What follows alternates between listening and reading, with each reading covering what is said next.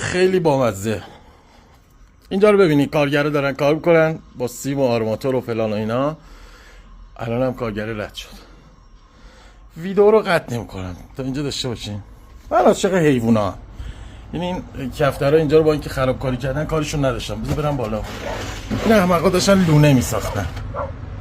بعد ببین آخه ببین با چی؟ با سیم خاردار و مفعول و اینا. تا اینجاش هم اشکال نداره، واقعا سیم خاردارا رو وا کرده.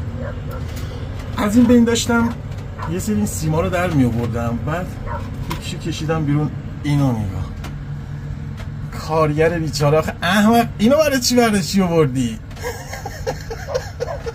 اون الان به همکارش شک کرده، فکر کرده تا یه دقیقه رفته دستشویی اومده همکارش اینو برداشته. نه یه کفتر چایی احمق اینو برداشته برده اینجا با اینا لونه بسازه. هوا چرا خوب شده چند وقته؟ اوه کفترچای، من فکر میکردم یا کریم، ولی کفترچای هم همینقدر احمق.